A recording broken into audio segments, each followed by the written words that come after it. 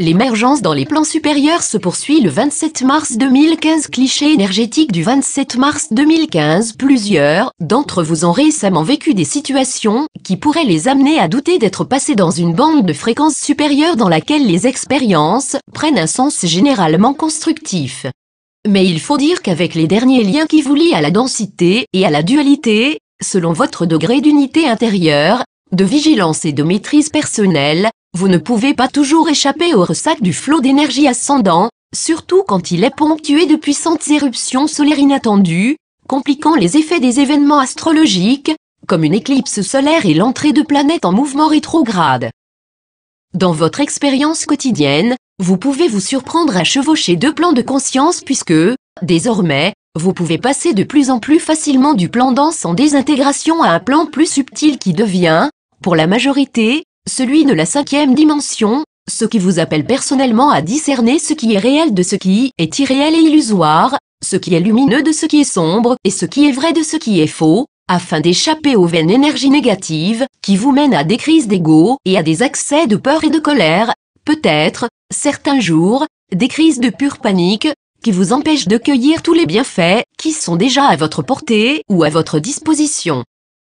En cela, pour plusieurs, ce qui devient le plus difficile, c'est de reconstruire leur estime personnelle et de se pardonner à eux-mêmes d'avoir cru aussi longtemps qu'ils étaient les victimes d'un sort injuste et qu'ils devaient mener une vie difficile pour gagner leur ciel, ayant oublié que l'absolu, qui est amour et qui comprend les difficultés du parcours évolutif dans lequel l'humanité s'est engagée, pour redécouvrir consciemment son essence et son pouvoir, n'a jamais jugé qui que ce soit dans ses choix et qu'il n'a jamais rien retenu contre eux, quoi qu'ils aient fait ou quoi qu'il leur soit arrivé.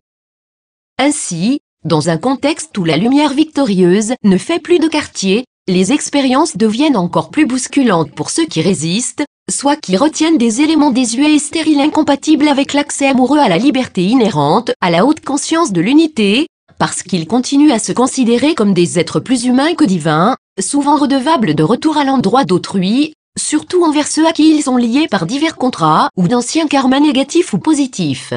La victoire de la lumière implique désormais la révélation irrépressible de la vérité, ce qui amène à faire tomber les masques chez les êtres faux, portés à la dissimulation, à la manipulation, aux mensonges, aux esquives, aux jeux de cache-cache.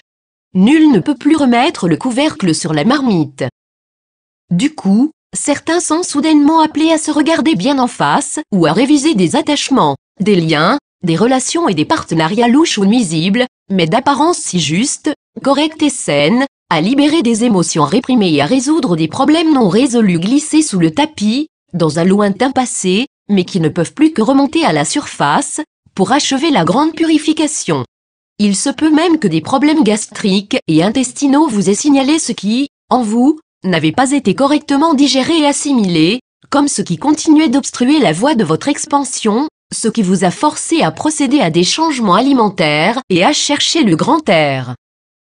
Et que dire de ces écarts de vitalité qui pouvaient vous donner l'impression de devenir cyclotimique, soit de passer directement d'une phase d'euphorie à une phase de dépression, ce qui pouvait s'accompagner d'irritabilité, de nervosité, d'étourdissement, de vertige, de problèmes d'équilibre et de perturbation du sommeil.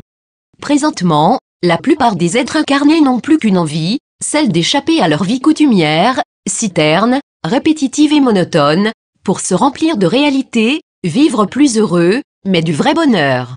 Ils n'aspirent plus qu'à découvrir et manifester de nouveaux buts, rencontrer des gens de leur espèce, intégrer le paradigme du nouveau monde. Sauf que, alors que les anciennes méthodes ne fonctionnent plus, pour avoir perdu la majorité de leurs repères, ils ne savent pas comment y parvenir, d'où ils ne peuvent que continuer de couver leurs aspirations à une vie meilleure, qui se transmue en vague espoir, continuant à sombrer, sporadiquement, dans les conflits et les crises de toutes sortes.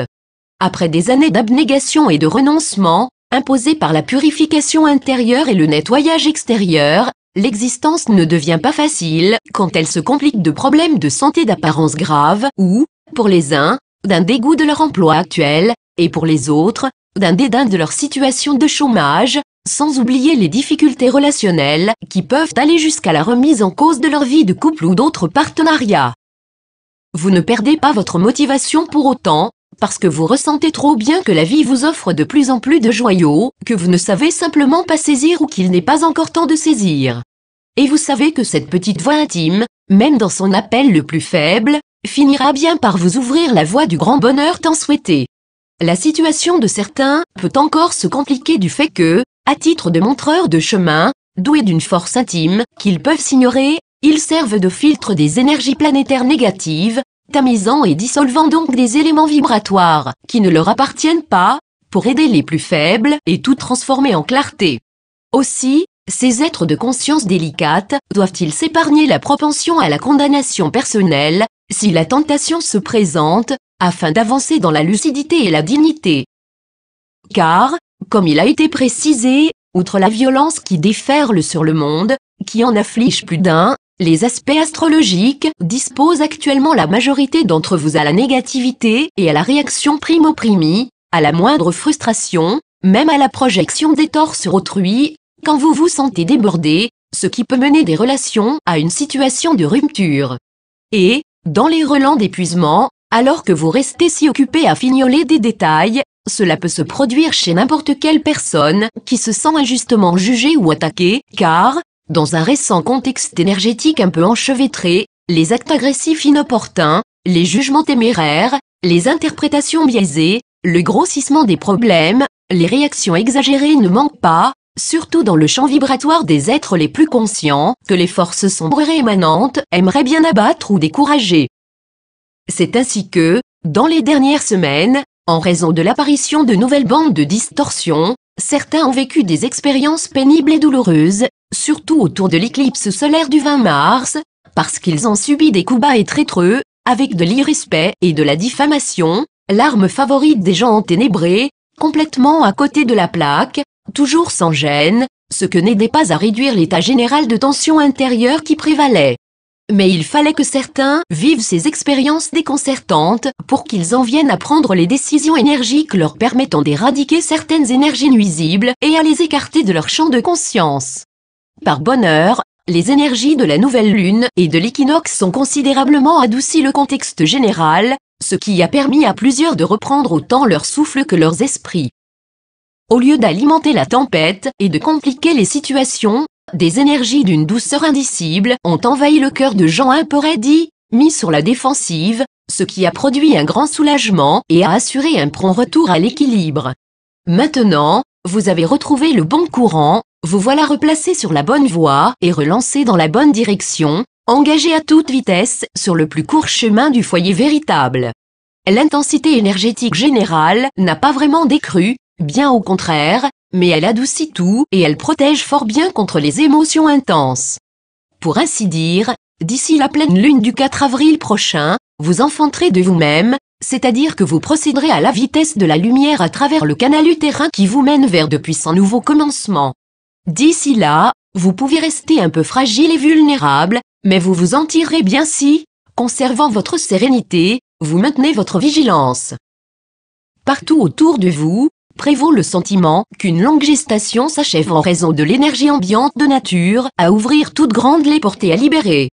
Pour le confirmer, vous ne devriez pas tarder à noter que beaucoup de gens autour de vous acceptent enfin de se libérer de leur passé et d'abandonner nombre d'aspects de leurs anciennes manières de vivre, reconnus comme périmés.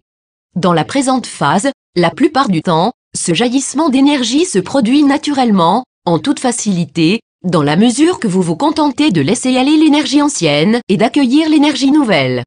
Mais, dès que vous résistez au changement, il vous faut parfois attendre d'atteindre le point intime qui force la rupture des liens désuets avec le passé. C'est ainsi que, dans les prochaines semaines, il se pourrait que ceux qui résistent sur certains points, sans trop le savoir ou le reconnaître, doivent subir de pareils chocs intimes pour permettre le relâchement de certains éléments de leur ancienne vie qui ne font que les ralentir dans leur ascension. Bien que l'expérience puisse leur paraître injuste et déstabilisante sur le moment, ils ne tarderont pas à réaliser qu'elle se produit au meilleur moment et pour leur plus grand bien, puisqu'elle les aide à se libérer et à prendre, sans frein, leur destination véritable. Alors que tout se passe ainsi, dans les plans subtils, souvent à votre insu, vous continuez de chevaucher une vague montante qui crépite partout d'énergie créative, ce qui vous rend l'application mentale beaucoup plus difficile que les tâches physiques. Le nouveau monde s'enfante de lui-même au gré de votre progression, dans son nouveau décor, dans une expérience aussi épuisante qu'excitante, dissolvant tous les souvenirs désagréables, ce qui vous cause de plus en plus de trous de mémoire, surtout pour les faits récents. Mais, coûte que coûte, la contribution à l'enfantement du monde nouveau, n'était-ce pas la raison de votre présente incarnation? Copyright 2015 Bertrand Duhem, Durgananda. Tout droit réservé.